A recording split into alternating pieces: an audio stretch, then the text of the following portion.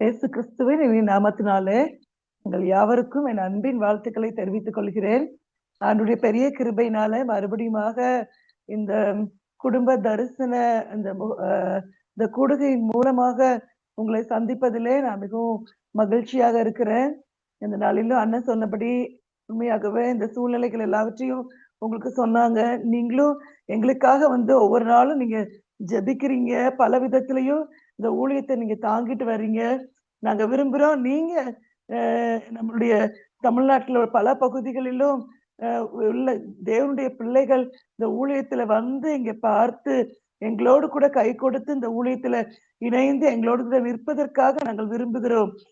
ஆண்டவர் அப்படிப்பட்ட காரியங்களை அநேகருடைய வாழ்க்கையில் ஆண்டவர் செய்து கொண்டிருக்கிறார். இந்த நாட்கள்ல அநேக வாலிபர்கள் குடும்பங்கள் இந்த இடத்துல ஊழியத்துல எங்களோடு கூட இணைவதற்கு ஆண்டவர் கிருபை கொடுத்திருக்கிறார். இன்னுமாக ஆண்டவர் அநேகரை தேவையோடு இருக்கிற இந்த பகுதிகளில தேவனுடைய வார்த்தையை எடுத்து சொல்லும்படியாக தேவனுடைய அன்பை தங்களுக்கு கொடுத்த தாளந்துகள் கிருபைகள் எல்லாவற்றையும் தேவனுடைய நாம மகிமைக்காக பயன்படுத்தும்படியாக அதை உபயோகப்படுத்துவதற்காக ஆண்டவர் அநேகரை அழைத்து கொண்டு வருவார் என்று சொல்லி நம்பிக்கையோடு கூட நாங்கள் ஒவ்வொரு நாளும் ஜெபித்து கொண்டே இருக்கிறோம். இந்த நாளிலும் கூட அவனுடைய சமூகத்துல இந்த நாளில நம்ம எல்லாரும் இணைந்து நம்ம வந்திருக்கிறோம். கடந்த ஒரு 2-3 மாதங்களுக்கு முன்பதாக இந்த வெட் மினிஸ்ட்ரிஸ் மூலமாக விமன் எம்பவர்மெண்ட் ட்ரஸ்ட் அப்படின்னு சொல்லி அந்த அட்வான்ஸ் வெட் மினிஸ்ட்ரிஸ் அந்த பெண்கள் மத்தியில நடக்கிற அந்த ஊழியத்தின் மூலமாக அந்த இடத்துல போயிட்டு ஆண்டுடைய ஊழியத்தை செய்வதற்கு ஆண்டவர் கிருபை கொடுத்தார். அதற்கென்று நியமிக்கப்பட்ட அந்த தலைமைத்துவத்துல இருக்கிற அவங்க இந்த சகோதரிகளோடு கூட இணைந்து ஒரு 4 நாட்கள் அந்த ஃபீல்டுல கயா பக்கத்துல உள்ள 2 ஃபீல்டுல ஆண்டுடைய ஊழியத்தை செய்வதற்கு ஆண்டவர் கிருபை கொடுத்தார். டெக்காரி அப்படின்னு சொல்லி ஒரு இடம், இன்னொன்னு மான்பூர் அப்படின்னு சொல்லி இந்த 2 இடமும் கயா புத் கயாக்கு பக்கத்துல கொஞ்சம் தூரத்துல அந்த 2 ஃபீல்டு இருக்குது. ஆனா அந்த இடத்துல ஆண்டுடைய ஊழியத்தை செய்வதற்காக தேவனுடைய பிள்ளைகளோடு கூட நாங்க ஒரு 10 பேர் எங்களை கூப்பிட்டு இருந்தாங்க. நாங்க எல்லாரும் போயிருந்தோம். ஆனா அந்த இடத்துல அந்த மிகவும் தேவனை அறிந்த ஜனங்கள் மிகவும் குறைவாக இருக்கிற அந்த பகுதிகள்ல இருக்கிற சபைகள்ல இருக்கிற அந்த பெண்கள் மிகவும் ஒரு உற்சாகத்தோடு இருக்கிறத நாங்க பார்த்தோம். ஆண்டவருக்காக வைராக்கியத்தோடு கூட அந்த ஜபத்திலையும் அந்த தேவனுடைய வார்த்தையை கேட்கறதுல அந்த அவங்க கிட்ட நாங்க கொஸ்டின்ஸ் கேட்கும் போது அவங்க ரொம்ப அழகா அந்த ஆண்டுடைய வசனத்தை எந்த அளவுக்கு அவங்க புரிஞ்சிருக்காங்கிற காரியத்தை நாங்க அறிந்த போது எங்களுக்கு ரொம்ப சந்தோஷமா இருந்துச்சு. அந்த பிரேயர் டைம் வந்தப்போ அவங்க எவ்வளவு தூரம் தங்களை இருதயத்தை ஊற்றி ஆண்டுடைய சமூகத்துல அவங்க ஜெபித்ததை பார்க்கும்போது எங்களுக்கு ரொம்ப மிகவும் மகிழ்ச்சியாக இருந்தது. அது மட்டும் இல்ல, இந்த மான்பூர்ன்ற ஒரு பகுதி, அந்த இடத்துலயும் ஆண்டுடைய ஊழியத்தை செய்யறதுக்கு ஆண்டவர் கிருபை கொடுத்தார். அங்கேயும் 2 நாள் மீட்டிங் இருந்துச்சு. அவங்களுக்கு நாங்க எப்படி அந்த இடத்துல உள்ள காரியங்களை புரிந்து அவங்களுக்கு ஒரு பிரேயர்சல் எப்படி ஆரம்பிக்கணும் அப்படிங்கிற காரியத்துல கற்றுக் கொடுத்துட்டு ஆண்டோடைய வசனத்துல இருந்து அநேக காரியங்களை அவங்களுக்கு எடுத்து அவங்களோட நாங்க பேசினோம். அந்த ஃபர்ஸ்ட் டே முடிஞ்ச பிறகு அன்னைக்கு நைட்டு அந்த விசுவாசிகள்ல அந்த ஃபீல்டுலயே தான் தங்கி இருந்தாங்க. ஏன்னா ரொம்ப தூரத்துல இருந்து அவங்க வந்ததுனால அவங்க அங்கதான் தங்கி இருந்தாங்க. அப்ப அந்த இடத்துல அந்த நைட்டு கொஞ்சம் எங்களுக்கு டைம் கிடைச்சது. அப்ப நாங்க என்ன பண்ணோம்னா அந்த விசுவாசிகளை கொஞ்சம் பேரா நாங்க ஒரு 5 பேரா அவங்கள நாங்க ஒரு குரூப்பா ஃபார்ம் பண்ணி அவங்க கூட நாங்க டைம் ஸ்பெண்ட் பண்ணோம். அவங்க கூட இருந்து அவங்களோட நல்லா அவங்க பேசணும். அவங்க எந்த மாதிரி ஃபீல்டுல இருந்து எந்த இடத்துல இருந்து வர்றாங்க, அவங்க குடும்ப பின்னணி என்ன, அவங்க எப்படி அவங்க ஆண்டவரை ஏற்றுக்கொண்டாங்க அப்படின்னு சொல்லி நாங்க கேட்டோம். அப்போ என்கிட்ட ஒரு 5 சகோதரிகள் என்னோட கூட இருந்தாங்க. அப்ப அவங்க கிட்ட நான் ஒவ்வொருத்தரையும் பெயர் கேட்டு அவங்களுடைய குடும்ப பின்னணி என்ன, அவங்க எப்படி ஆண்டவரை ஏற்றுக்கொண்டாங்க, எல்லா காரியத்தையும் நான் விசாரிச்சுட்டு இருந்தேன். அப்படி இருக்கும்போது அவங்களுடைய காரியங்கள் அவங்க எவ்வளவு தூரம் ஆண்டவருக்காக அவங்க வைராக்கியமா இருக்காங்க அப்படின்னு கேட்கும்போது ரொம்ப சந்தோஷமா இருந்துச்சு. அவங்க 20 வருஷமா நாங்க ரட்சிக்கப்பட்டு 20 வருஷம் ஆகுது அப்படின்னாங்க. அப்ப அவங்களுடைய கிராமத்துல அவங்க கோத்ரூ பண்ற எவ்வளவு பிரச்சனைகள், எவ்வளவு துன்புறுத்தல்கள், அந்த காரியங்கள் எல்லாம் நாங்க கேட்டோம். அது ரொம்ப ஒரு கடினமான பாதையின் வழியா தான் அந்த விசுவாசிகள் கடந்து போறாங்க. அவங்க குடும்பத்துல உள்ளவங்களே அவங்கள இன்னும் அவங்கள ஏற்றுக்கொள்ளவே இல்ல. அப்புறம் அந்த வில்லேஜ்ல உள்ளவங்க இவங்க கையில பைபிள் வச்சு மீட்டிங் வரும்போது, இல்லன்னா அவங்க வீட்ல அவங்க குடும்ப ஜெபம் நடத்தும்போது, இல்லாட்டி அவங்க இயேசு கிறிஸ்துவ குறித்து மத்தவங்களுக்கு சொல்லும்போது, அவங்க எவ்ளோ அடி வாங்கியிருக்காங்க. பார்க்கும்போது அந்த சகோதரிகள பார்த்தா அவங்களுக்கு ஒரு ஸ்ட்ரென்த்தே இருந்த மாதிரி இல்ல. அவ்ளோ அப்படியே ரொம்ப ஒரு எலும்பு தோலுமா தான் அவங்க இருந்தாங்க. அந்த மக்கள் பார்க்கும்போது. அப்ப அவங்களுக்கு அவங்க எப்படி சாப்பிடுறாங்க என்னன்னு பார்த்தா ரொம்ப ஆச்சரியமா இருந்துச்சு. ஆனா அவங்க சொன்னாங்க நான் ஆண்டவர நான் மத்தவங்களுக்கு அறிவிக்கிறதுனால இயேசு கிறிஸ்துவ நீ ஏற்றுக்கொண்ட அப்படிங்கிற ஒரே காரணத்தினால என்னைய அவங்க சொன்னாங்க. என்னோட தலையில அப்படியே நேரா அவ்ளோ வேகமா அவங்க அடிச்சுட்டாங்க. ரத்தம் வந்துச்சு. என் பசங்க அவங்களுடைய பசங்க எல்லாருமே எல்லாம் வாலிப பிள்ளைங்க தான். ஆனா அந்த பாய்ஸ் கூட அவங்க ஆண்டவருக்காக வைராக்கியமா, நாங்க என்ன வந்தாலும் பரவால்ல. நீங்க எங்கள அடிச்சு கொன்னாலும் பரவால்ல. நாங்க ஆண்டவருக்காக நிப்போம். அப்படின்னு சொல்லிட்டு அந்த பசங்கள்லாம் எல்லாரும் அடிச்சிருக்காங்க. அதனால அவங்க அவ்ளோ துன்புறுத்தப்படுறாங்க. அவங்க கிராமத்துல போய் எல்லாரும் மாதிரி போய் அந்த அ அந்த காய்கறி வாங்க முடியாது. அந்த மாதிரி நெறைய பிரச்சனைகள அவங்க ஃபேஸ் பண்றாங்க. ஆனா அவங்க எங்ககிட்ட சொல்லும்போதே அழுதுட்டே தான் சொன்னாங்க. ஆனா ஒரு வார்த்தை அவங்க சொன்னாங்க. அழுதுட்டே சொன்னாங்க. "பரவால்ல, என்ன ஆனாலும் பரவால்ல. எங்கள அவங்க கொன்னாலும் பரவால்ல. நாங்க எப்படி ஆண்டவர நாங்க விடுவோம்?" அது ரொம்ப எங்களுக்கு சந்தோஷமா இருந்துச்சு. அவங்க சொன்னாங்க, "உண்மையான ஆண்டவர் அவர்தான். இயேசு கிறிஸ்துவ நாங்க ஏற்றுக்கொண்டிருக்கோம். எங்கள அடிச்சாலும் பரவால்ல, துன்புறுத்தினாலும் பரவால்ல, என்ன கஷ்டப்படுத்தினாலும் பரவால்ல. நாங்க அந்த ஆண்டவர விட்டு நாங்க விலகவே மாட்டோம். எங்களுக்கு அவர்தான் வேணும். ஏன்னா எங்களுக்கு அவர்தான் சந்தோஷத்த குடுத்திருக்கிறாரு. நிம்மதிய தந்திருக்கிறாரு." ஆனா அவங்க வீட்ட பார்த்தா அவங்களுக்குள்ள அவங்களுக்கு சரியான ஒரு அ தேவையான வசதிகளோ, வாய்ப்புகளோ அப்படி எதுவுமே அவங்களுக்கு கிடையாது. ஒரு சாதாரண வாழ்க்கை தான் அவங்க வாழ்றாங்க. அவங்க இயேசு கிறிஸ்துவ ஏற்றுக்கொண்டதுனால அவங்க பல பிரச்சனைய தான் அவங்க ஃபேஸ் பண்றாங்க. ஆனா அது நிமித்தமாக அவங்க கண்லருந்து எதுக்காக அவங்க அழுகுறாங்க அப்படின்னா, "நாங்க ஆண்டவர விடமாட்டோம். நாங்க ஆண்டவர விடமாட்டோம். பரவால்ல எங்கள அடிச்சா என்ன?" அப்படின்னு அவங்க அவ்ளோ தூரம் அவங்க எல்லாரும் வாய திறந்து அவ்ளோ ஒரு ம் அ எப்படின்னா, அந்த அளவுக்கு ஆண்டவர் மேல உள்ள அந்த அன்ப அவங்க சொல்றது, அத நாங்க கேட்கும்போது எங்களுக்கு ரொம்ப சந்தோஷமா இருந்துச்சு. அப்ப சொன்னாங்க, 20 வருஷத்துக்கு முன்னாடி எங்களுக்கு அகஸ்டின் ஜெபக்குமார் அங்கிளுடைய அவங்க ஒய்ஃப் அவங்க ரூபா ஆன்டி அவங்கள பத்தி அவங்க சொல்றாங்க. அவங்க எங்களுக்கு எவ்ளோ தூரம் எங்க கூட இருந்தாங்க. எங்களுக்கு ஆண்டவருடைய காரியங்கள எங்களுக்கு எப்படி சொல்லிக் குடுத்தாங்க. நாங்க எங்க வாழ்க்கையில நாங்க மறக்கவே மாட்டோம் அப்படின்னு சொல்லி, அவங்க ஆண்டவருக்குள்ளாக இருக்கிறத பார்க்கும்போது ரொம்ப சந்தோஷமா இருந்துச்சு.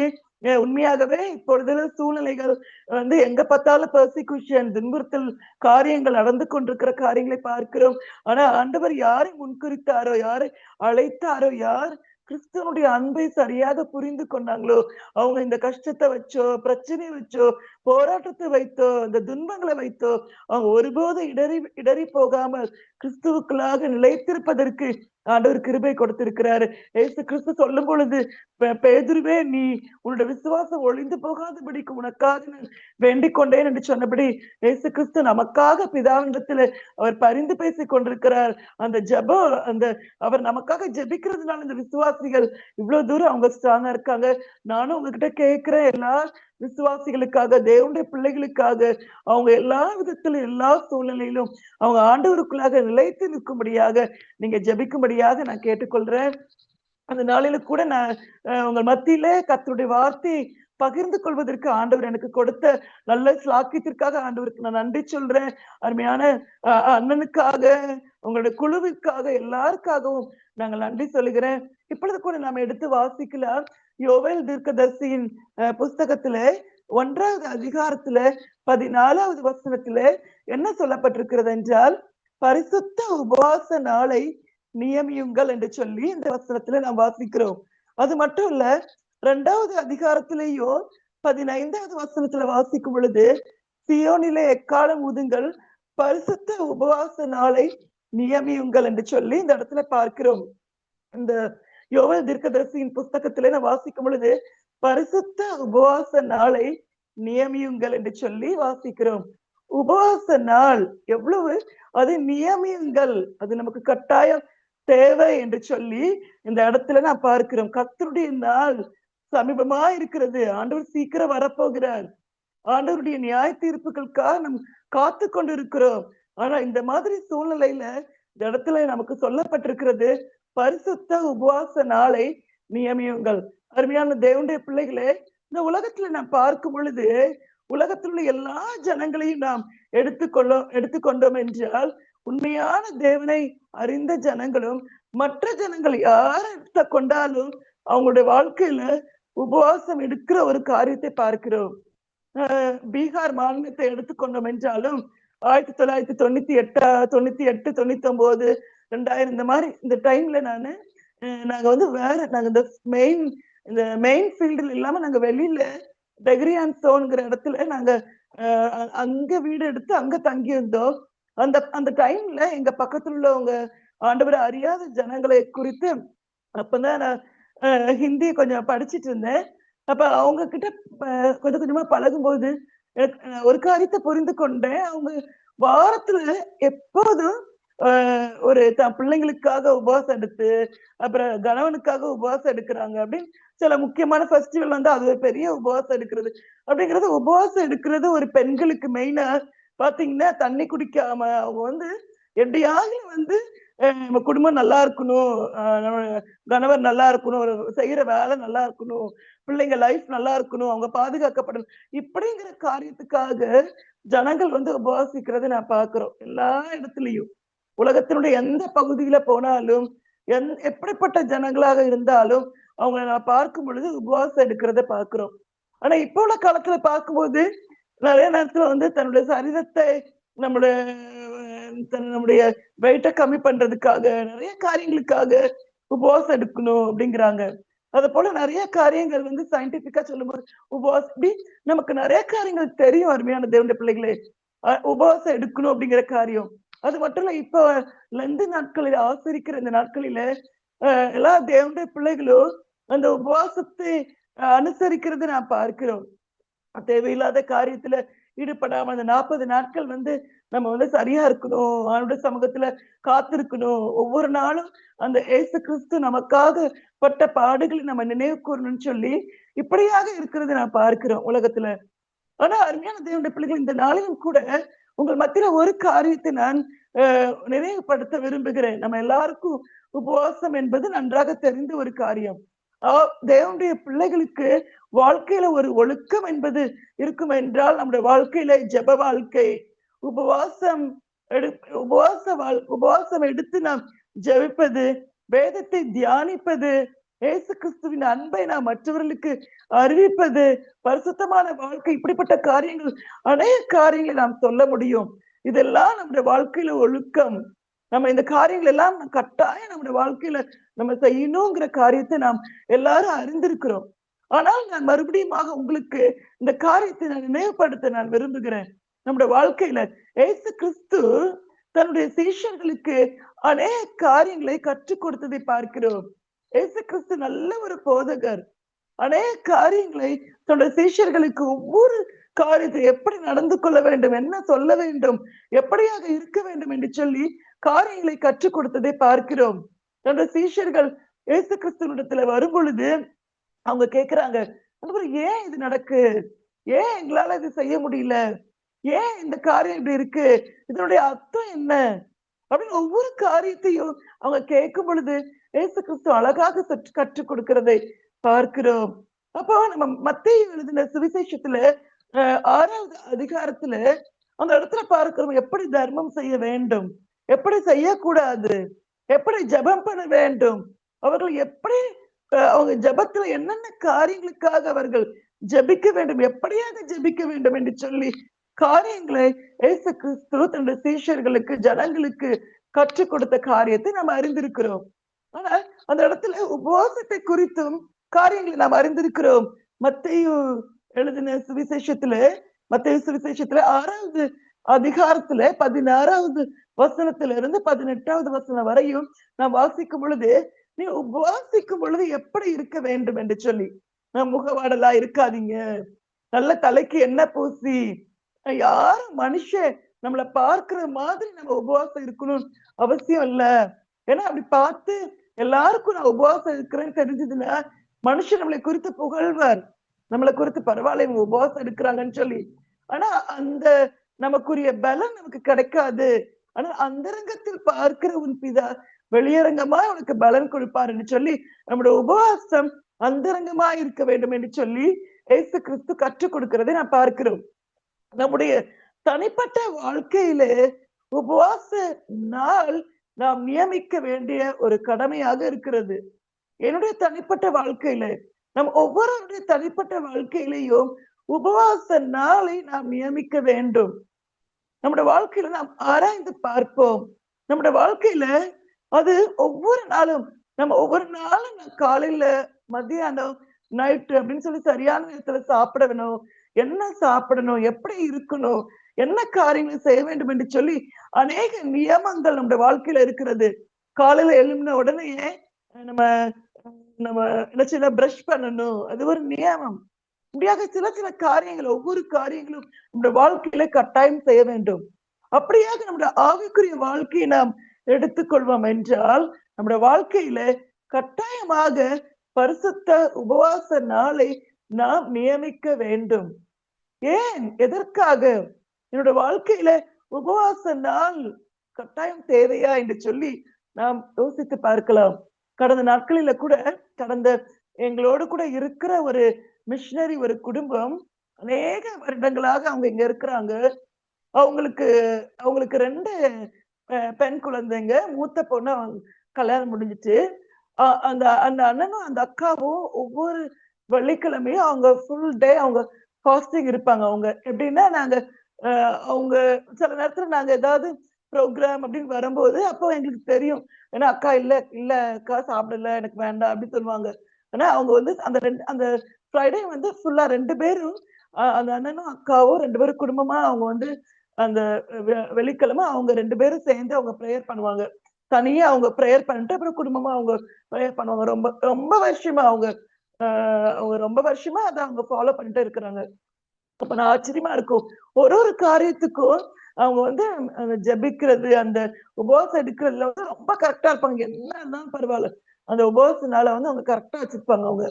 அப்போ அவங்க குடும்பத்துல வந்து அவங்களுடைய மூத்த பொண்ணுக்கு வந்து அவங்க கல்யாணம் முடிஞ்சு இப்போ ஒரு ரொம்ப வருஷம் ஆயிடுச்சு. ஆக்சுவலா வந்து ஒரு 7 வருஷம் இருக்கும் அவங்க பொண்ணுக்கு. அப்போ அவங்க கல்யாணம் முடிஞ்சு அப்ப அவளுக்கு வந்து 7 வருஷமா ஒரு 6 வருஷமா அவளுக்கு வந்து குழந்தை இல்லாம இருந்தா அந்த பொண்ணு. அப்ப அவங்க வந்து வேற எந்த ஒரு ட்ரீட்மெண்டோ எதுக்குமே அவங்க வந்து போகவே இல்லை அவங்க. ஆனா வந்து அந்த பிள்ளைங்க 2 பேருக்குள்ள ஒரு விசுவாசம் ஆண்டவர் தருவாரு.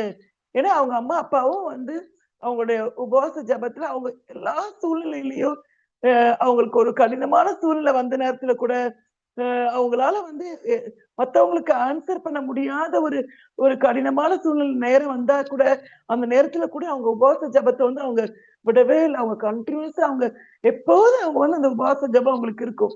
எப்போதும் அந்த நேரத்துல அவங்க ப்ரேயர் பண்ணிட்டே இருப்பாங்க. ஆனா எல்லாரும் கேட்க ஆரம்பிச்சாங்க, என்ன உங்க பொண்ணுக்கு வந்து இன்னும் குழந்தை இல்லையா அப்படிலாம் நிறைய பேர் கேட்க ஆரம்பிச்சிருக்காங்க. அக்கா வந்து ரொம்ப அழுதுருக்காங்க அக்கா அப்படின்னு நிறைய காரியங்கள். ஆனா ரொம்ப ஆச்சரியமான விதத்துல திடீர்னு பார்த்தா போன வருஷத்துல அவருடைய ஆச்சரியமான விதத்துல யாருமே நினைச்சு பார்க்காத விதத்துல அவங்க எந்த ட்ரீட்மெண்டோ எதுக்குமே போகவே இல்லை. பார்த்தா ஆச்சரியமான விதத்துல அவங்க பொண்ணு வந்து அவ கன்சீவா இருக்கா அப்படின்னு சொல்லி சொன்னாங்க. ரொம்ப ஆச்சரியமா இருந்துச்சு. ஏன்னா மக்கள் நிறைய நேரத்துல கொஞ்சம் கொஸ்டின்லாம், ஏன்னா அக்கா வந்து எப்போதும் அவங்க வந்து நல்லா ஃபாஸ்டிங் எடுத்து அவங்க ரொம்ப ப்ரேயர் பண்ணிட்டு தானே இருக்காங்க என்ன அப்படிங்கிற மாதிரிலாம் நிறைய பேர் அவங்கள வந்து இன்டைரக்டாலாம் அக்காவை பேசியிருக்காங்க அவங்கள. அப்ப அவங்க வந்து அந்த பொண்ணு கன்சீவ் ஆகி அவ நம்ம அநேக மாதங்கள் கடந்த பிறகு அக்கா சொல்லும் போதுதான் அவங்க சொன்னாங்க, எத்தனை விதத்துல நான் வந்து மக்களுடைய வார்த்தையினால நான் நொறுக்கப்பட்டேன் அப்படின்னு அவங்க சொன்னாங்க. அப்ப எனக்கு நான் அப்படி யோசிச்சு பார்த்தேன் எப்படி அவங்க வந்து எப்படி அவங்க வந்து ரொம்ப எனக்கு அவங்க எல்லா சூழ்நிலையிலையும் அவங்க எவ்வளவு தூரம் அவங்க பொறுமையா அந்த அந்த ஃபாஸ்டிங் ப்ரேயர்ல அவங்க வந்து விடாம அவங்க இதுக்காக மட்டும் இல்ல பல வருஷ கணக்கு அவங்க வந்து ப்ரேயர் பண்ணிட்டே தான் இருக்கிறாங்க அவங்க. ஆனா இந்த சூழ்நிலையிலயும் அவங்க மனசு சோர்ந்து போகாம அந்த ஜபத்துல ஆண்டவரை தேடுறதுல அவங்க கரெக்டா இருந்துட்டே இருக்காங்க. ஆண்டவர் சரியான நேரத்துல அவங்களுக்கு தேவையான குடும்பத்தினுடைய அந்த ஆசீர்வாதத்தை ஆண்டவர் அழகா அவங்களுக்கு கொடுத்து அவங்களை ஆண்டவர் சந்தோஷப்படுத்தி இருக்கிறாரு. நம்முடைய வாழ்க்கையில அருமையான தேவனுடைய பிள்ளைகளே, நம்முடைய வாழ்க்கையில கூட நான் ஒவ்வொரு சூழ்நிலைகள் சில நேரத்துல பார்க்கும்போது ரொம்ப கடினமான சூழ்நிலை வரும்போது சரி நம்ம ஃபாஸ்டிங் எடுத்து ப்ரேயர் பண்ணலாம். இந்த மாதிரி பிரச்சனை இருக்குது. நம்ம ஃபாஸ்டிங் எடுத்து ப்ரேயர் பண்ணலாம். அப்போ நம்ம பண்ணலாம். அப்படின்னு மட்டும் கிடையாது. இது நம்முடைய வாழ்க்கையில ஒரு ஆண்டவரை அறிந்த தேவனுடைய பிள்ளைகள் ஒவ்வொருத்தரும் இந்த காரியத்துல நம்ம கவனமா இருக்கணும். நம்முடைய வாழ்க்கையில நம்மள குறித்து நம்ம பார்க்கும் பொழுது என் வாழ்க்கையில நான் வந்து ஃபாஸ்டிங் ப்ரேயருக்காக ஒரு நாள் வச்சிருக்கேனா? நான் ஃபாஸ்ட் பண்ணி நான் ப்ரேயர் பண்றேனா? உபவாசம் எடுத்து நான் ஜெபிக்கிறேனா என் வாழ்க்கையில? அது நம்முடைய வாழ்க்கையில வந்து ஒரு கேள்வியாக நம்ம எப்பொழுதும் கேட்க வேண்டியது அவசியமா இருக்கிறது. நம்ம அந்த இடத்துல பார்க்கும் பொழுது, இந்த யோவேல் எழுதின தீர்க்கதரிசி எழுதின புத்தகத்துல 2வது அதிகாரத்துல நாம் வாசிக்கும் பொழுது 15வது வசனத்துல, நீங்கள் எப்படி என்கிட்ட வாங்க அப்படின்னு அந்த இடத்துல சொல்லப்பட்டிருக்கிறது, நீங்கள் மிகுந்த அழுகையோடு, விண்ணப்பத்தோடு, கண்ணீரோடு என்கிட்ட வாங்க. உங்களுடைய இருதயங்களை நீங்க கிழித்து என்கிட்ட வாங்க. தேவன் வந்து இரக்கமும் மன உருக்கமும் அவர் நீடிய சாந்தம் உள்ள தேவன் என்று சொல்லி இந்த இடத்துல பார்க்கிறோம். நம்முடைய வாழ்க்கையில உபவாச ஜெபம் நம்மை தேவனோடு கூட நெருங்கி வருவதற்கு மிகவும் உதவியாக காணப்படுகிறது. இயேசு கிறிஸ்துவை குறித்து நான் பார்க்கும் பொழுது இயேசு கிறிஸ்து எப்பொழுதும் சொல்லும் போது நானும் என் பிதாவும் நானும் என் பிதாவும் நான் தனியே இல்லை, பிதா என்னோடு கூட இருக்கிறார் என்று சொல்லி பிதாவோடு கூட உள்ள அந்த ஐக்கியத்தை அவர் ரொம்ப அதை ஸ்ட்ராங் ஆக்குறதுக்காக தான் இயேசு கிறிஸ்து எப்பொழுதும் அதிகாலையில இருட்டோடு கூட எல்லாரையும் அனுப்பிவிட்டு அவர் தனியாக அவர் அந்த மலைக்கு மேல மலையிலே போய் தனியாக ஒரு வனாந்திரத்திலே போய் ஜெபித்ததை நான் பார்க்கிறோம். ஏனென்றால் பிதாவோடு கூட உள்ள ஐக்கியத்துல எப்பொழுதும் நிலைத்திருப்பதற்காக தான். நம்முடைய வாழ்க்கையிலும் கூட இப்பொழுது உள்ள உலகத்தை பார்க்கும் பொழுது உலகம் மிகவும் வேகமாக ஓடிக்கொண்டிருக்கிறது. நாம் எல்லா குடும்பத்திலையும் கணவனும் மனைவியும் பிள்ளைகள் எல்லாரும் வேலையில இருக்கிறாங்க. கணவனும் வேலையில இருக்கிறாங்க, மனைவி வேலையில இருக்கிறாங்க, பிள்ளைங்களும் டியூஷன் நிறைய காரியங்களை படிக்கிறதுக்காக போறாங்க. முழு குடும்பமும் மிகவும் நாம் எப்படியாக இருக்கிறோம் என்றால் ரொம்ப பிஸியாவே இருக்கிறோம். ரொம்ப பிஸியா இருக்கிறோம். எந்த வேலை எப்போ என்ன வெளியில போய் மத்தவங்களுக்கு மத்த உலகத்தில் உள்ள பாஸ்க்கு நம்ம வந்து ஆன்சர் பண்ண வேண்டியது இருக்கு. வீட்டுல வந்தா குடும்பத்துக்கு நம்ம பதில் சொல்ல வேண்டியது இருக்கிறது. நம்ம சரீரத்தை பார்க்க இப்படியாக நாம் மிகவும் பிஸியா இருக்கிறோம். இப்படிப்பட்ட சூழ்நிலையில நாம் தனியாக தேவனோடு கூட நேரம் செலவழிப்பதற்கு நாம் எவ்வளவு நேரம் ஒதுக்குகிறோம்? எப்படியாக நாம் அநேக நேரத்துல நாம் வந்து மிகவும் டயர்டாகி அப்படியே நம்ம படுக்க போகிறோம். அப்படி இல்லாதபடி நம்முடைய வாழ்க்கையில வாரத்துல ஒரு முறையாவது நான் என்னுடைய நேரத்தை என் தேவனோடு கூட செலவழிப்பதற்காக நான் அந்த உபவாசத்தோடு கூட தேவ சமூகத்தை நான் செலவழிப்பேன் என்று சொல்லி அது செலவழிப்பதற்காக நம்ம அந்த நாளை நியமிப்பதற்காக நாம் ஒரு முயற்சி எடுக்க வேண்டும். அருமையான தேவனுடைய பிள்ளைகளே, பக்தி விருத்திக்கு ஏதுவாக நீ முயற்சி பண்ணு. நான் முயற்சி எடுக்க வேண்டும். நான் உபவாசம் எடுத்து ஜெபிப்பேன். தேவ சமூகத்துல அந்த உபவாசம் எடுக்கிற நேரம், அந்த நேரத்துல என் சொந்த இஷ்டப்படி என் விருப்பப்படி எல்லா வேலையும் செஞ்சுட்டு அந்த மொபைல் பார்த்துட்டு மத்த எல்லா வேலையும் செஞ்சுட்டு அப்படி இல்லை. அந்த உபவாச நேரம், அந்த 1 மணி நேரம் 2 மணி நேரம் நான் தேவ சமூகத்துல தனியாக நான் போய் என் வீட்டுல நான் தனியா ஒரு இடத்துல போய் நான் ஜெபிப்பேன். இல்லாவிட்டால் எந்த இடம் எனக்கு தனியாக தேவனோடு கூட நான் செலவழிப்பதற்கு எனக்கு இடம் கிடைக்குமோ அந்த இடத்துல போய் தேவ சமூகத்துல நானும் என் தேவனும், நானும் என்னை உருவாக்கின என் தேவனும், நானும் என் ரட்சகரும், நானும் என் தேவனும் என்று சொல்லி, ஏனென்றால் அந்த உலகத்துல எல்லாவற்றையும் விட்டுதான் நாம் பரலோகத்துக்கு போக போறோம். எல்லாவற்றையும் எல்லாரையும் எல்லா காரியங்களையும் இந்த உலகத்துல விட்டு நாம் சந்திக்க போகிறோம் நம்முடைய தேவாதி தேவனை. அப்படி என்றால் நாம் இப்பொழுது நானும் என் தேவனும் என்று சொல்லி என் வாழ்க்கையிலே தேவனுக்கென்று சரியான ஒரு தனியாக நேரத்தை கொடுப்பேன் என்று சொல்லி நாம் தேவ சமூகத்துல நாம் காத்திருப்பதற்கு, உபவாசம் எடுத்து நாம் ஜெபிப்பதற்கு நாம் நம்மை அர்ப்பணிக்க வேண்டும். ஒரு நேரம் ஒவ்வொரு நம்முடைய நோட் புக்ல நம்ம எழுதி வைப்போம். இந்த நேரத்துல நான் உபவாசம் எடுத்து ஜெபிப்பேன். இந்த ஒரு நேரம் ஒரு நீங்க உங்களுக்கு எப்ப முடியுமோ, ஒரு வியாழக்கிழமையில சாயங்கால நேரம், திங்கட்கிழமை, எந்த நேரம் உங்களுக்கு ஓகேயோ அந்த நேரத்துல இந்த நேரத்துல நான் ஜெபிப்பேன். இல்லாவிட்டால் உங்களால் முடியும் என்று அந்த முழு நாளும் நான் தேவ சமூகத்துல நான் என் நேரத்தை நான் செலவழிப்பேன் என்று சொல்லி அந்த நேரத்துல நம்ம ஆண்டவரோடு கூட நம்ம அவரை ஆராதிக்கிறதுக்கு நம்ம நேரம் கொடுப்போம். அவருடைய வேதத்தை நம்ம தியானிப்பதற்கு நேரம் கொடுப்போம். அவரோடு கூட நாம் பேசுவோம். அவருடைய சத்தத்தை கேட்பதற்கு நாம் நம்மை அமைதிப்படுத்துவோம். அருமையான தேவனுடைய பிள்ளைகளை, எலியா தீர்க்கதரிசி அந்த நாளில கூட அவனுடைய வாழ்க்கையில சோர்ந்து போய் அந்த சூறைச்செடியின் கீழ் அவன் படுத்து கொண்டிருந்த போது அந்த தேவ தூதன் அவனை எழுப்பி மெல்லிய சத்தத்தை கேட்கிற அந்த இடத்திற்கு அவன் வந்த காரியத்தை நாம் பார்க்கிறோம். அருமையான தேவனுடைய பிள்ளைகளே, அந்த இடத்துல வந்தது அந்த மெல்லிய சத்தத்தை கேட்பதற்கு தேவன் நம்மோடு கூட பேச விரும்புகிறார். நம்முடைய வாழ்க்கையை மாற்ற விரும்புகிறார். நிறைய இடத்துல பார்க்கும் பொழுது நம்முடைய வாழ்க்கை எப்படி இருக்கிறது என்று சொல்லி நமக்கே தெரியாம நம்ம ஓடிட்டு இருக்கோம். நம்முடைய வாழ்க்கையில எந்த காரியங்கள் மாற்றப்பட வேண்டும், நம்முடைய வாழ்க்கை எந்த காரியங்கள் கிறிஸ்து விரும்புகிறபடி நம்முடைய வாழ்க்கை மாற வேண்டும். அதே நேரத்துல பார்க்கும் பொழுது அநேக நம்முடைய வாழ்க்கையில கேரக்டர், நம்முடைய வாழ்க்கையில குணங்கள் மாறாமல் இருக்கலாம். நம்முடைய கோப குணம், நம்முடைய எரிச்சல், நம்முடைய வாழ்க்கையில தேவனுக்கு பிரியமில்லாத காரியங்கள், பரிசுத்த குலைச்சலான காரியங்கள் நம்முடைய வாழ்க்கையில ஒரு விடுதலை இல்லாமல் இருக்கலாம். ஆனால் எப்பொழுது தேவ சமூகத்துல காத்திருந்து அவருடைய பாதத்துல நம்ம அமர்ந்திருக்கிறோமோ, அவருடைய சமூகத்துல வந்து நம்முடைய இருதயத்தை கிழித்து தேவ சமூகத்துல வருகிறோமோ, நம்முடைய வாழ்க்கை முற்றிலும் மாற்றப்படுவதற்கு நம்மளால தேவனுடைய பிரசனம் நமக்கு போதுமானதாக இருக்கிறது நாம் பார்க்கிறோம். அருமையான தேவனுடைய பிள்ளைகளே, 1 ராஜாக்கள் புஸ்தகம் 21வது அதிகாரம் 27வது வசனத்துல நான் பார்க்கும் பொழுது ஆகாப் என்கிற ராஜாவை குறித்து எழுதியிருக்கிறதை பார்க்கிறோம்.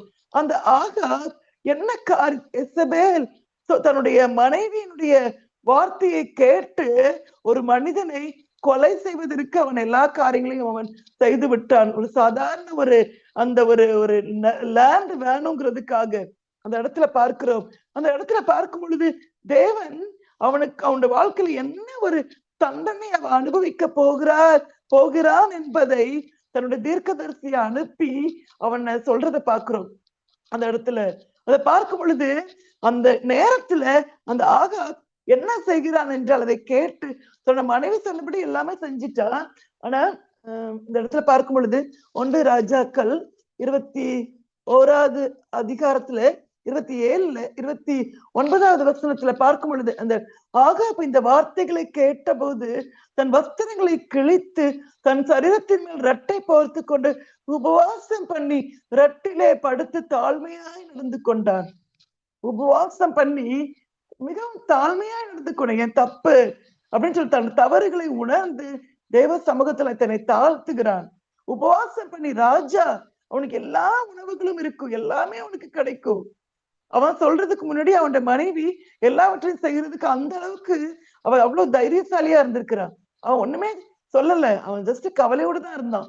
நீ எதுக்கு ராஜா, நீ ஏன் கவலையோட இருக்கிற, நான் உனக்காக செய்யறேன்னு சொல்லி எல்லாவற்றையும் அவளே எல்லா காரியத்தையும் செய்து விட்டாள். ஆனால் இப்பொழுது நான் எல்லாவற்றையும் என் மனைவி மூலமா செஞ்சுட்டேன், ஆனால் தேவனுக்கு முன்பதாக நான் எங்கேயும் போக முடியாது, தேவனுக்கு முன்பதாக நான் நிற்கிறேன் என்று சொல்லி தன்னுடைய வாழ்க்கையில தேவனுக்கு முன்பதாக தன்னை தாழ்த்தினான். அப்போ அந்த இடத்துல பார்க்கிறோம், ஆகாப் எனக்கு முன்பாக தன்னை தாழ்த்தினதை கண்டாயா, அவன் எனக்கு முன்பாக தன்னை தாழ்த்துகிறபடினால் அந்த பொல்லாப்ப அவன் நாட்களில் நான் வர பண்ணேன் என்று சொல்லி தேவன் அவனோடு கூட அவனுக்காக பேசுகிறதை பார்க்கிறோம். நம்முடைய வாழ்க்கையிலும் கூட நம்முடைய வாழ்க்கை மாற்றப்படுவதற்கு, நம்முடைய வாழ்க்கையில ஒரு பெரிய நம்முடைய வாழ்க்கையில ஒரு பெரிய மாற்றம், ஒரு பெரிய டிரான்ஸ்பர்மேஷன், நம்முடைய வாழ்க்கையில மனம் திரும்புதல், எந்த காரியங்கள் நம்முடைய வாழ்க்கையில தேவனுக்கு பிரியமில்லாததா இருக்கிறதோ அந்த காரியத்துல ஒரு பெரிய ஒரு மாற்றம். அது மட்டும் இல்ல, தேவ சமூகத்திலே அவரோடு கூட உள்ள ஐக்கியத்திலே நாம் அதிகமாக பலனடைவதற்கு இந்த உபவாச ஜபம் நமக்கு பிரயோஜனமாக இருக்கும். அருமையான தேவனுடைய பிள்ளைகளே, நாம் ஒரு நாள் தேவ சமூகத்திலே அவருக்கு முன்பதாக நாம் நிற்க போகிறோம். அதற்கு முன்பதாக தேவனே ஒவ்வொரு வாரமும் உங்களுக்கு எப்பொழுதெல்லாம் நேரம் கிடைக்குமோ ஒரு சரியாக ஒரு நாளை நீங்கள் நியமித்து அந்த பரிசுத்த உபவாச நாளை நீங்கள் நியமிக்க வேண்டும் என்று சொல்லி தேவனுடைய வார்த்தை சொல்லுகிறதை பார்க்கிறோம். அந்த காரியத்தை நம்முடைய வாழ்க்கையில நாம் அதை அபியாசப்படுத்துவோமாக. இரண்டாவதாக நாம் பார்க்கும் பொழுது நம்ம எல்லாருக்கும் தெரிந்த ஒரு பகுதி மத்தேயு எழுதின சுவிசேஷம் 17வது அதிகாரத்திலே ஒரு காரியத்தை பார்க்கிறோம். அந்த மறுரூப அனுபவத்திற்கு பின்பதாக சீஷர்கள் ஒரு ஒரு ஒரு வாலிபனை, அந்த சந்திர ரோகியாய் கிடந்த ஒரு வாலிபனை, அந்த பிசாசினால் துன்புறுத்தப்பட்ட அந்த ஒரு வாலிபன் மிகவும் கஷ்டப்படுறான். அவனை துரத்தி விடுவதற்கு, அந்த பிசாசை துரத்தி விடுவதற்கு அவர்களால் முடியாமல் போய்விட்டது. ஏசு கிறிஸ்து ஒரு வார்த்தையினால் அதை துரத்துகிறதை பார்க்கிறோம். ஏசு பிசாசை அதட்டினார், உடனே அது அவனை விட்டு புறப்பட்டது. அந்நேரமே அந்த இளைஞன் சொஸ்தமானான். உடனடியாக இந்த சீஷர்கள் இயேசுவிடத்துல தனித்து வந்து கேட்கிறார்கள், ஏன் எங்களால துரத்த முடியல? அப்படி இருக்கும்போது அந்த இடத்துல இயேசு கிறிஸ்து சொல்லுகிறார், இந்த ஜாதி பிசாசு எப்படி என்றால் அது உபவாசத்தினாலும் ஜபத்தினாலுமே அன்றி மற்ற விதத்தினாலும் புறப்பட்டு போகாது. இந்த இடத்துல ஒரு பெரிய ஒரு விடுதலை அவங்களுக்கு தேவை. அப்படின்னா அவனுக்கு ஒரு விடுதலை தேவைன்னா அந்த சத்துருடைய பிடியிலிருந்து ஒருத்தனை பிசாசு கட்டி வைத்திருக்கிறது, அதுல இருந்து அவனுக்கு ஒரு விடுதலை கிடைக்கணும். அப்படின்னா என்னன்னா ஒரு உபவாசத்தினாலும் ஜபத்தினாலுமே அன்றி மற்ற எவ்விதத்தினாலும் அது புறப்பட்டு போகாது. அருமையான தேவனுடைய பிள்ளைகளே, நம்முடைய வாழ்க்கையில சில காரியங்கள், நம்முடைய வாழ்க்கையில் ஒரு பெரிய பிரேக் த்ரூ வரணும் அப்படின்னா, ஒரு பெரிய ஒரு விடுதலை, ஒரு பெரிய ஒரு மாற்றம் உண்டாக வேண்டும் என்றால் அநேக நேரங்களில் நம்முடைய வாழ்க்கையில உபவாச ஜபம் மிகவும் முக்கியமானதாய் காணப்படுகிறது. தானியேலின் புஸ்தகத்துல 9வது அதிகாரத்துல தானியேலை குறித்து நாம் வாசிக்கிறோம். அதுல வாசிக்கும் பொழுது தானியேல் 9வது அதிகாரத்துல சொல்லப்பட்டிருக்கிறது, அந்த எருசலேமின் பால் கடிப்புகள் நிறைவேறி தீர 70 வருஷம் செல்லும் என்று எரேமியா தீர்க்கதரிசியோட சொல்லிய வருஷங்களின் தொகையை புஸ்தகங்களால் அறிந்து கொண்டேன். அந்த இடத்துல வாசிக்கிறார் தானியேல் எல்லாரும் சிறைப்பட்டு போன அந்த வாலிபர்களிலே தானியேல் மற்ற எல்லா அநேக யூதர்கள் பத்தி நமக்கு தெரியும். அப்போ இப்பொழுது அவர் தெரிந்து கொண்டார். எரேமியா அவருடைய புத்தகத்துல வாசிக்கிறார், 70 வருஷம் அந்த பால் கடிப்பு, தேவன் அவர்களை ஒரு சிறையிருப்புக்குள்ளாக அவர்களை நடத்துகிற காரியத்தை பார்க்கிறோம். 70 வருஷத்துக்கு பின்பதாக அவர்களுக்கு ஒரு பெரிய ஒரு விடுதலை, அது தேவன் வாக்கு கொடுத்திருக்கிறார். அந்த வாக்கு தத்தம் நிறைவேற வேண்டும். அதை இந்த தானியேல் புரிந்து கொண்டார். தேவன் சொன்ன அந்த நேரம் வந்து விட்டது, அவர் வாக்கு பண்ணின நேரம் வந்து விட்டது, அந்த 70 வருடங்கள் முடிந்து விட்டது என்று சொல்லி அவர் அறிந்து கொண்டார். அந்த இடத்துல அவர் என்ன செய்கிறார் என்றால், நான் உபவாசம் பண்ணி இரட்டிலும் சாம்பலிலும் உட்கார்ந்து தேவனாகிய ஆண்டவரை ஜபத்தினாலும் விண்ணப்பங்களினாலும் தேட என் முகத்தை அவருக்கு நேராக்கி, தேவன் கொடுத்த அந்த வாக்கு தத்தம் நிறைவேற வேண்டும், நிறைவேற போகிறது, அதற்கு எங்களை நீங்க ஆயத்தப்படுத்துங்க என்று சொல்லி அந்த தானியேல் தேவ சமூகத்துல தன் ஜனங்களுக்காக தன்னுடைய பாவம், தன்னுடைய ஜனங்களுடைய பாவம், தன்னுடைய தேசத்தினுடைய பாவம் எல்லாவற்றையும் நீங்க மன்னித்து மறுபடியும் எங்க தேசத்துக்கு நீங்க வாக்கு கொடுத்திருக்கீங்க, அந்த சேமத்தை எங்களுக்கு தாங்க, அந்த ஆசீர்வாதத்தை எங்களுக்கு தாங்கன்னு சொல்லி தேவ சமூகத்துல அவன் உபவாசத்தை ஜபிக்கிறதை பார்க்கிறோம். தேவன் உங்களுடைய வாழ்க்கையிலும் கூட அநேக வாக்கு தத்தங்களை தந்திருக்கிறார். தேவ சமூகத்துல அந்த வாக்கு தத்தங்களை நாம் நினைவு கூர்ந்து, ஆண்டவரே அந்த வாக்கு தத்தங்களை நீங்க எங்களுக்கு தந்திருக்கீங்க, அந்த வாக்கு தத்தம் எங்களை வாழ்க்கையில, எங்க குடும்பங்களிலே, எங்களுடைய வாழ்க்கையில, ஊழியங்களிலே எல்லாவற்றிலும் அந்த நன்மையை நாங்கள் பெற வேண்டும் என்று சொல்லி தேவ சமூகத்துல வாசித்து நாம் ஆண்டவரை தேட நாம் நம்மை அர்ப்பணிப்போமாக. அருமையான தேவனுடைய பிள்ளைகளை, நெகேமியாவுடைய புஸ்தகத்திலே 1வது அதிகாரத்திலே நம்ம முழு புஸ்தகத்தை வாசிக்கும் பொழுது நமக்கு தெரிந்த ஒரு காரியம், 1வது அதிகாரத்திலே வாசிக்கிறோம், அந்த சிறையிருப்பிலே மீண்டு வந்த சகோதரர்கள் சொன்ன செய்தியை இந்த நெகேமியா கேட்கிறார். நெகேமியா ராஜாவுடைய அரண்மனையில மிகவும் சந்தோஷமாக இருக்கிறார், எந்த குறைவில்லாமல் இருக்கிறார். அந்த இடத்துல கேட்கும் பொழுது ஜனங்கள் எப்படியாக தன்னுடைய சகோதரர்கள் தன் ஜனங்கள் எப்படியாக கஷ்டப்படுகிறார்கள், தேசம் எப்படியாக சிறைப்பட்டு இருக்கிறது என்பதை குறித்து கேட்ட உடனே அவன் என்ன செய்தான் என்றால், முதலாவதாக தேவ சமூகத்துக்கு நேராய் கடந்து போனதை பார்க்கிறோம். தேவ சமூகத்தை, தேவனை நோக்கி பார்க்கிறதை பார்க்கிறோம். அந்த வேதனையான காரியங்கள், தன் தேசத்துல நடக்கிற காரியங்கள், சகோதரர்கள் படுகிற கஷ்டங்களை பார்க்கும் பொழுது தேவ சமூகத்திலே முழங்கால் படிக்கிட்டு உபவாசம் பண்ணி ஜெபிக்கிறதை பார்க்கிறோம். அதன் பின்பதாக ராஜாவை பார்க்கிறான். ராஜா அவனிடத்திலே கேட்கிறார். ராஜாவிடத்துல அவனுக்கு தயவு கிடைக்கிறது. அநேக காரியங்கள் அந்த வேத புஸ்தகத்துல, நெகேமியாவுடைய புஸ்தகத்தை நீங்கள் வாசிக்கும் பொழுது நமக்கு தெரியும். அந்த நெகேமியாவுடைய புஸ்தகத்துல 9வது அந்த 6வது அதிகாரம் 15வது வசனத்தை வாசிக்கும் பொழுது, அந்த எருசலேமின் அலங்கத்தை 52 நாளிலே கட்டி முடிக்க அவ்வளோ பெரிய ஒரு வேலையை 52 நாளில் அவன் செய்து முடிப்பதற்கு அவனுக்கு தேவன் அவனுக்கு உதவி செய்ததை பார்க்கிறோம். ஆனால் தன்னுடைய ஜனங்கள் கஷ்டப்படும் பொழுது, தன்னுடைய தேசம் சிறையிருப்பில எவ்வளவாக இருக்கிறதை பார்க்கும் பொழுது அவன் தான் சந்தோஷமா, பரவாயில்ல, நான் நல்லா இருக்கேன்னு நினைக்கல. இந்த நாளிலும் நம்ம அருமையான சகோதரிகளே, இந்த நாளிலும் நான் உங்கள் மத்தியில ஒரு காரியத்தை கேட்க விரும்புகிறேன். நம்முடைய தேசத்துல, இந்த நார்த் இந்தியால பார்க்கும் பொழுது, இந்த வட இந்தியாவில அநேக பகுதிகள் கிறிஸ்துவனுடைய அன்பு அறிவிக்கப்படாமல் இருக்கிறது. ஜனங்களுடைய சூழ்நிலைகளை நீங்க பார்க்கும் பொழுது கிறிஸ்துவை குறித்த அறிய முடியாதபடி அவங்க கண்கள் குருடாக்கப்பட்டிருக்கிறதை பார்க்கிறோம். இந்த இடத்துல தேவனுடைய ஊழியங்கள் நடந்து கொண்டிருக்கிறது. இங்க அநேக நமக்கு ஸ்கூல் இருக்குது. இங்க உள்ள பிள்ளைங்களுக்கு நம்முடைய கல்வியை கொடுப்பதோடு கூட இயேசு கிறிஸ்துவின் அன்பை நாம் எடுத்து சொல்ல முடியும். இந்த இடத்துல அநேக ஹாஸ்பிட்டல்ஸ் இருக்கு. அவங்களுக்கு நம்ம அநேக மெடிக்கல் ட்ரீட்மெண்ட் கொடுக்கறதோடு கூட ஆண்டுடைய அன்பை நாம் எடுத்து சொல்ல முடியும். அநேக காரியங்கள் இந்த இடத்துல இருக்கிறது. தேவனுடைய பிள்ளைகளை தேவனை அறிவிப்பதற்கு, தேவனை அறியாத இந்த ஜனங்கள் கிறிஸ்துவை அறியும்படியாக அநேக வாசல்கள் நமக்கு இருக்கிறது. அருமையான தேவனுடைய பிள்ளைகளை, அதை குறித்த செய்தி உங்களுக்கு கிடைக்கும் பொழுது நாம் என்ன செய்கிறோம்?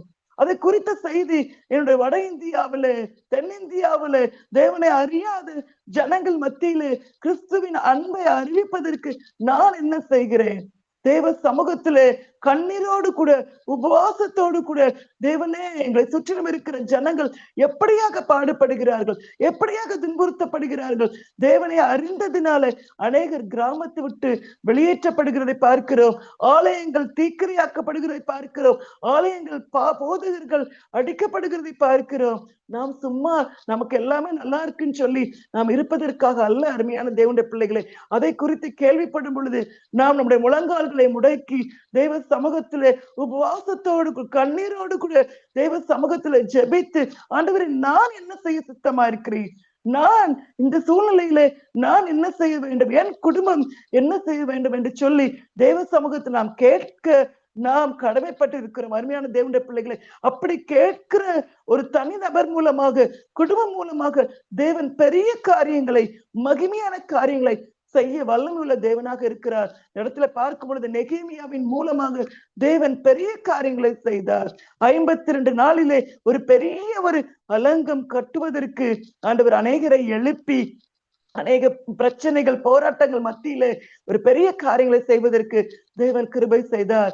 நாளிலே என்னுடைய வாழ்க்கை மாற்றப்படுவது மட்டுமல்ல, நான் தேவனோடு கூட நெருங்கி வருவது மட்டுமல்ல, இந்த உபவாச ஜபத்தின் மூலமாக சாதிக்க முடியாத காரியங்கள் சாதிப்பதற்கு தேவன் நமக்கு ஆண்டவர் கிருபை செய்ய ஒரு வல்லமையுள்ள தேவனாக இருக்கிறார். நம்மோடு கூட இருக்கிறவர்கள் கிறிஸ்துவை அறியாதவர்களாக இருக்கிறார்களா, அவர்களுக்காக நாம் உபவாசித்து ஜெபிக்கலாம். இந்த வாழ்க்கையில நானும் கூட என்னோட ஸ்டூடெண்ட்ஸ் நேரத்துல, என்ற பிள்ளைங்க நேரத்துல அவங்கள நம்ம டீல் பண்ண முடியல, அவங்களுடைய காரியங்கள் ரொம்ப மோசமா இருக்கும்போது நான் அநேக நேரத்துல தேவ சமூகத்துல உபவாசத்தை நான் ஜெபித்திருக்கேன். அவனோட சமூகத்துல நடந்து ஆண்டவரே, கண்ணீரோடு கூட, ஆண்டவரே, இந்த பிள்ளைங்க இப்படி இருக்காங்கப்பா, இந்த மாதிரி இருக்காங்க, அவனோட சமூகத்துல கண்ணீரோடு நான் ஜெபிக்கும் பொழுது ஆண்டவர் அவங்க வாழ்க்கையில மாற்றங்களை கொண்டு வருகிறதை என்னோட கண்களால பார்ப்பதற்கு ஆண்டவர் கிருபை கொடுத்திருக்கிற அருமையான தேவனுடைய பிள்ளைகளை, உங்களுடைய வாழ்க்கையிலும் கூட ஜனங்கள் கிறிஸ்துவை அறிய வேண்டும். ஜனங்கள் சிறையிருப்பில் இருக்கிற ஜனங்கள் விடுவிக்கப்பட வேண்டும். நான் அதற்கு உத்தரவாதி என்பதை அறிந்து நாம் ஆளுடைய சமூகத்திலே உபவாசித்து தேவ சமூகத்திலே நம்மை தாழ்த்தி ஜெபிக்க நாம் கடமைப்பட்டு இருக்கிறோம். ஒரு காரியத்தை சொல்லி நான் முடிக்க விரும்புகிறேன். ஏசாயா புஸ்தகத்தை 58வது அதிகாரத்திலே ஒரு 58வது அதிகாரம் முழுவதுமாக வாசிக்கும் பொழுது ஒரு காரியத்தை நாம் அறிந்து கொள்கிறோம். அந்த இடத்துல வாசிக்கிறோம், நீ உபவாசம் என்று சொல்லி உன் இஷ்டப்படி நீங்க நடந்து கொண்டிருக்கீங்க, அதுவா எனக்கு உபவாசம் என்று சொல்லி தேவன் கேட்கிறதை பார்க்கிறோம். நான் விரும்புகிற உபவாசம் என்ன என்று சொல்லி, தேவன் விரும்புகிற உபவாசம் என்ன என்பதை அழகாக இந்த இடத்தில் நாம் சொல்லப்பட்டிருக்கிறதை பார்க்கிறோம்.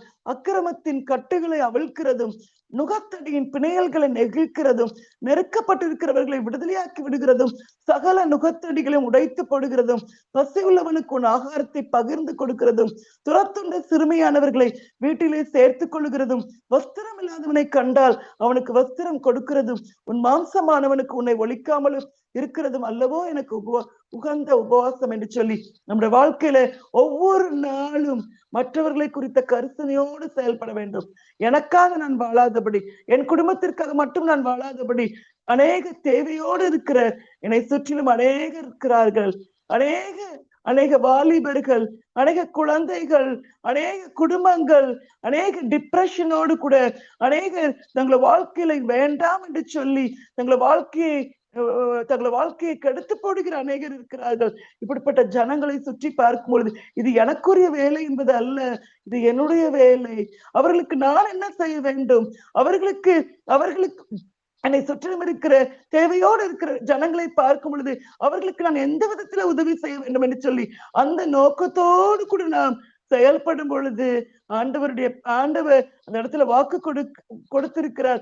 அப்பொழுது விடியற்கால வெளுப்பை போல உன் வெளிச்சம் எழும்பி உன் சுக வாழ்வு சீக்கிரத்தில் துளிர்த்து உன் நீதி உனக்கு முன்னாலே செல்லும், கர்த்தருடைய மகிமை பின்னாலே காக்கும் என்று சொல்லி இந்த இடத்துல வாசிக்க. நம்முடைய வீடு இப்படிப்பட்ட தேவையோடு இருக்கிற மக்களுக்காக திறந்திருக்கிறதா? இப்படிப்பட்ட தேவையோடு இருக்கிற ஜனங்களுக்காக செயல்படுவதற்கு நாம் ஒவ்வொரு நாளும் ஓடிக்கொண்டிருக்கிறனா என்பதை குறித்து நம்மை நாமே சிந்திக்க நாம் அழைக்கப்பட்டிருக்கிறோம். அருமையான தேவனுடைய பிள்ளைகளை, அது தேவனுக்கு முன்பதாக உகந்த உபவாசம் என்று சொல்லி நம்ம இடத்துல வாசிக்கிறோம். நம்ம வசனத்துல வாசிக்கும் பொழுது இயேசு கிறிஸ்து சொல்லுகிறார், எனக்கு பிறன் யார் என்று சொல்லும் பொழுது அந்த ஒரு குற்றுயிராய் கிடந்த ஒருத்தனுக்கு யார் உதவி செய்தாங்களோ அவன் தான் சரியா செஞ்சான். இந்த உலகத்துல குற்றுயிராய் நம்மை சுற்றிலும் இருக்கிற அநேக ஜனங்கள் இருக்கிறார்கள். அநேகர் நம்மை சுற்றிலும் குற்றுயிராக்கப்பட்டவர்களாக, ஜனங்களால குற்றுயிராக்கப்பட்டவர்களாக, சத்துருவினால குற்றுயிராக்கப்பட்டவர்களாக நம்மை சுற்றிலும் இருக்கிற ஜனங்களை பார்க்கிறோம். அருமையான தேவனுடைய பிள்ளைகளை, அவர்களை தூக்கி விடுவதும், அவர்களுக்காக நாம் நிற்பதும், நம்மளுடைய ஆசீர்வாதத்தை அவர்களுக்கு பகிர்ந்து கொடுப்பதும், நம்மிடத்துல இருக்கிற நன்மையை அவர்களுக்கு கொடுப்பதும் தான் தேவன் விரும்புகிற ஒரு உகந்த உபவாசம் என்பதை இந்த நாளிலும் கூட தேவ சமூகத்துல உங்களுக்கு முன்பதாக நான் கூறிக்கொள்ள விரும்புகிறேன். நாளிலும் கூட 3 காரியங்களை பார்த்தோம். முதலாவது, நம்முடைய வாழ்க்கை மாற்றப்படுவதற்கு, நாம் தேவனோடு கூட நெருங்கிய உறவு வைப்பதற்கு உபவாச நாளை நாம் நியமிக்க வேண்டும்.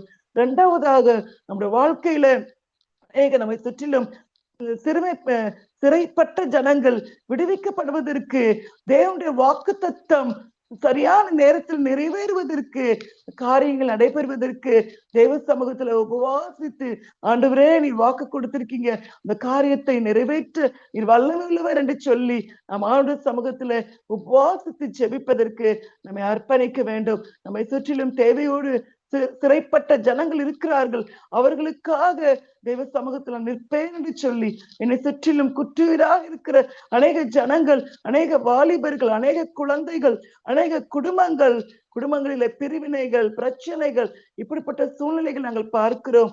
அவர்களுக்கு நாங்கள் உதவி செய்வதற்கு, அவர்களை தூக்கி விடுவதற்கு, அவர்களுடைய வாழ்க்கையில ஒரு நல்ல நன்மையை பகிர்ந்து கொடுப்பதற்கு என்னை அர்ப்பணிக்கிறேன் என்று சொல்லி, அப்படிப்பட்ட ஒரு உபவாச நாளை நான் நியமிக்க வேண்டும் என்று சொல்லி இந்த நாளில உங்ககிட்ட நான் கேட்டுக்கொள்கிறேன். அருமையான தேவனுடைய பிள்ளைகளே, நான் வாசிக்கும் பொழுது லூக்காவில 2வது அதிகாரத்துல 37வது வசனத்துல, அன்னாள் என்கிற விதவை, 84 வயதுள்ள ஒரு விதவை என்ன செய்தாலா?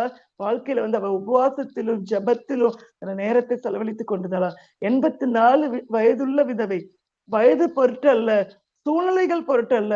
நம்முடைய வாழ்க்கையில நான் ஆண்டவருடைய வார்த்தையின்படி பரிசுத்த உபவாச நாளை நியமித்து அநேகருக்கு ஆசீர்வாதமாய் நாம் வாழ வேண்டியதற்காக தான் இந்த உலகத்தில் தேவன் நம்மை வைத்திருக்கிறார்.